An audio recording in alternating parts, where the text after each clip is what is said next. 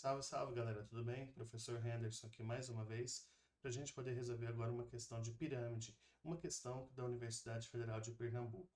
A pirâmide em questão é uma pirâmide hexagonal regular, ou seja, o polígono que está na base é um hexágono e tem todos os seus lados iguais. Uma outra informação importante é que a medida da área da base é igual à metade da área lateral. Então nós temos essa relação para a gente poder usar. A altura da pirâmide foi fornecida para a gente, a altura da pirâmide é de 6 centímetros, e o que ele quer que a gente faça é assinalar o inteiro mais próximo do volume da pirâmide. Então, já de cara, vamos pensar no que a gente tem e o que a gente precisa. A gente precisa calcular o volume da pirâmide. Então, a gente já pensa, né? Como calcular o volume da pirâmide? É a área da base vezes a altura dividido por 3. Ótimo. Pensando nisso, vamos lá. A altura eu tenho. A área da base eu não tenho, mas eu tenho uma informação sobre a área da base. A área da base, ela é, na verdade, a área lateral dividida por 2. O motivo disso é a informação do enunciado, né?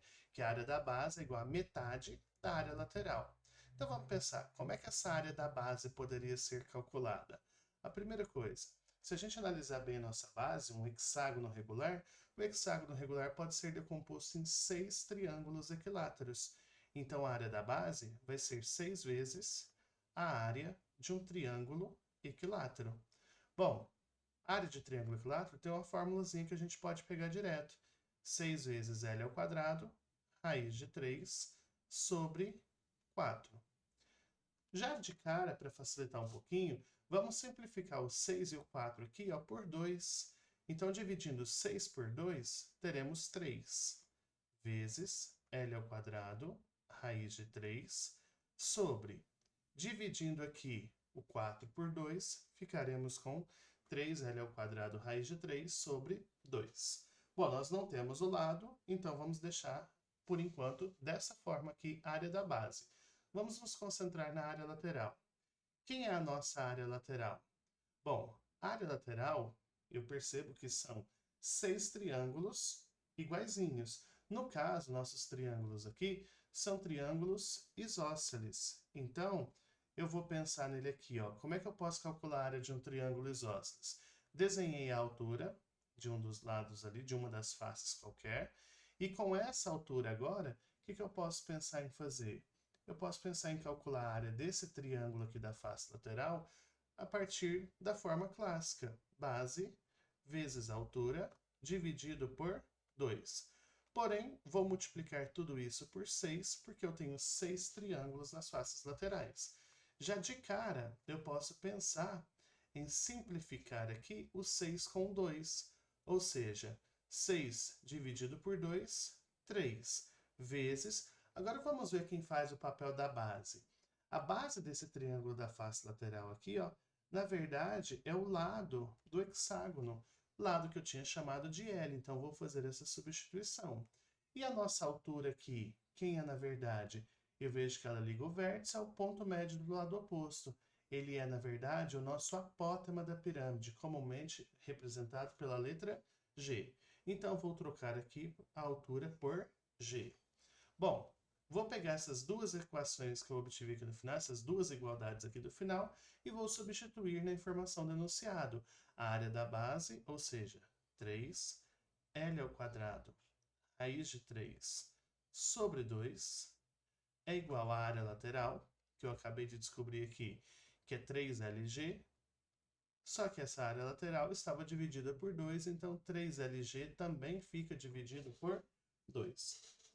Essa igualdade aqui tem muita coisa que eu posso cancelar. Nós não temos adição nem subtração, então eu posso cancelar esse 2 com esse, posso cancelar esse 3 aqui com esse 3, e como eu tenho L ao quadrado de cá, se eu lembrar que L ao quadrado é na verdade L vezes L, então eu posso cancelar um dos L's aqui do lado esquerdo com esse L do lado direito, de tal forma que o que sobra para mim é o valor do meu apótema da pirâmide.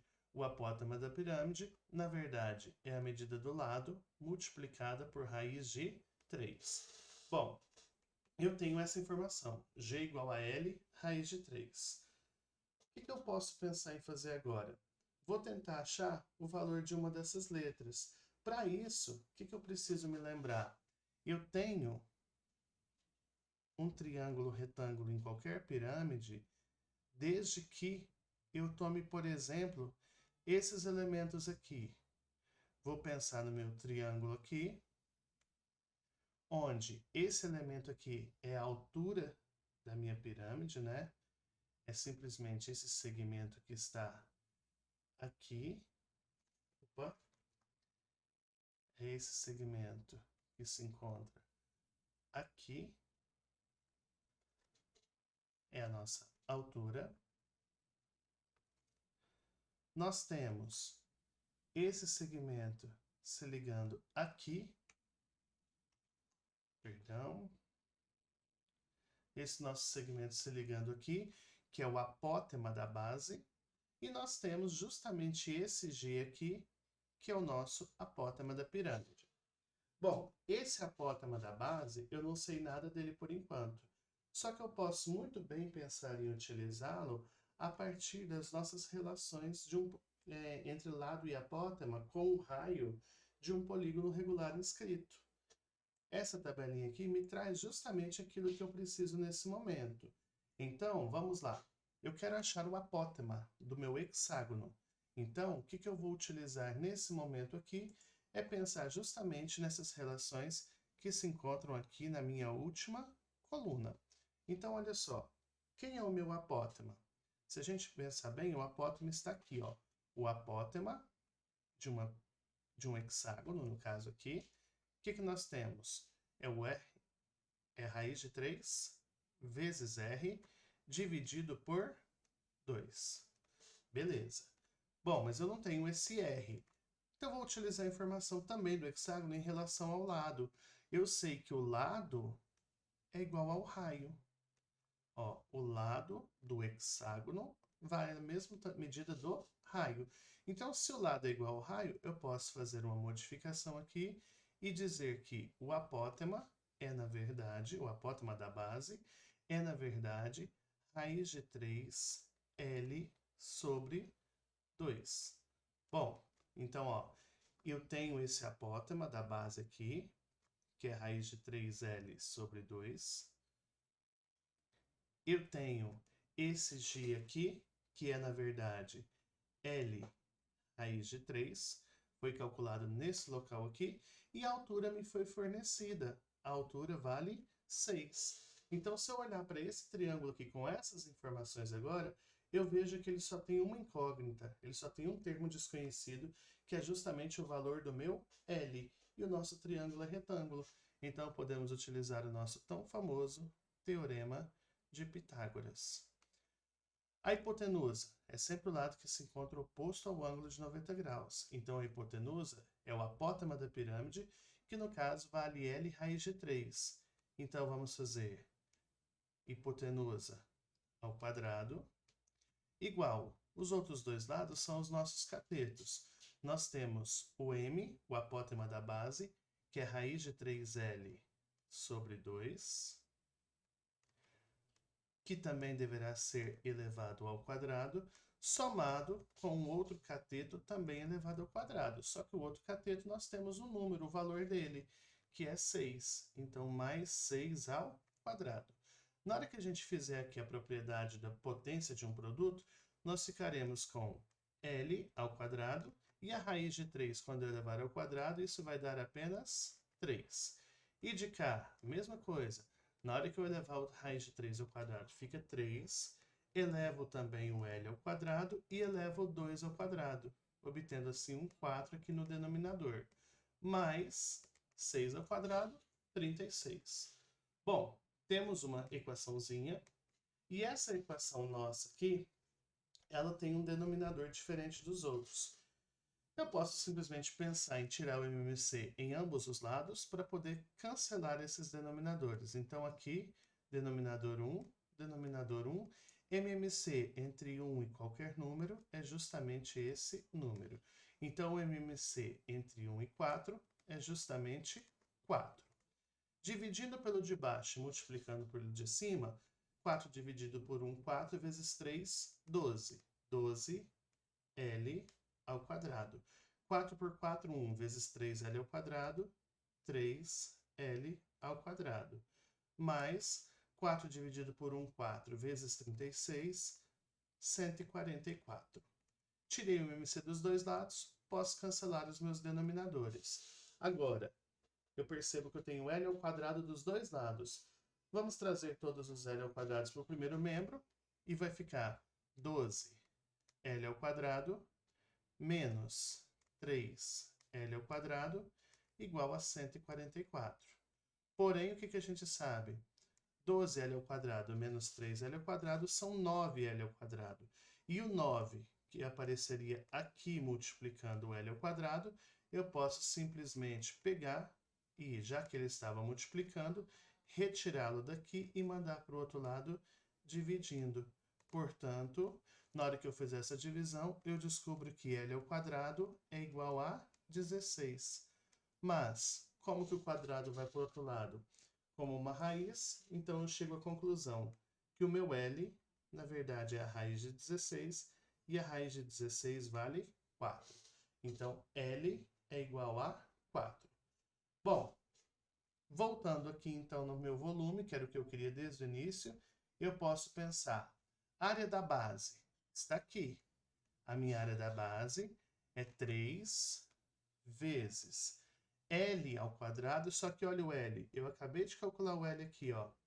Então, 3 vezes 4 ao quadrado, raiz de 3, sobre 2, vezes a altura desde o enunciado eu já sabia que era 6, tudo isso dividido por 3. Bom, a primeira coisa aqui, o que a gente já pode fazer de cara? Pensar em simplesmente simplificar aqui, ó. 6 com 2 dá 3.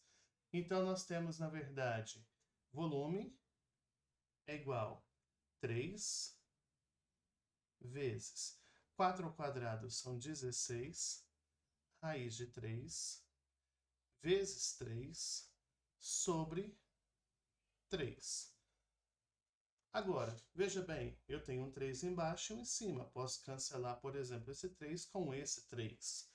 Sobrou, então, para mim que o volume é, na verdade, 3 vezes 16, que dá 48, raiz de 3.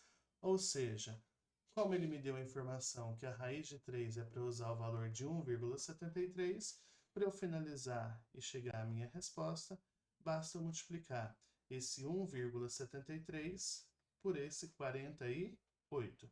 Farei a multiplicação aqui sem utilizar a vírgula inicialmente, no final eu me preocupo com a posição dela. 8 vezes 3 são 24, vão 2. 8 vezes 7, 56 com 2, 58, vão 5. 8 vezes 1, 8 com 5 são 13. 4 vezes 3 são 12, vai 1. 4 vezes 7, 28 com 1, 29, vão 2. 4 vezes 1, 4 com 2 são 6. Efetuando a adição dessas duas parcelas, 4, 8 com 2 são 10, vai 1. 1 e 9, 10 e 3, 13, vai 1. 1 e 1, 2 e 6, 8. Ou seja, 8.304. Mas não era 173, era 1,73. Haviam duas casas após a vírgula. Então, nosso resultado também tem duas casas após a vírgula. O volume nosso, então, é de aproximadamente 83,04. Bom, mas ele quer que seja o inteiro mais próximo. E 83,04, o inteiro mais próximo dele que nós temos é 83. No caso, pela nossa unidade de medida, tudo foi trabalhado em centímetro, então nosso volume é de 83 centímetros cúbicos. Então, mais uma questãozinha resolvida. É isso. Dessa vez uma questãozinha um pouquinho mais extensa. Espero que tenham entendido e até o próximo vídeo.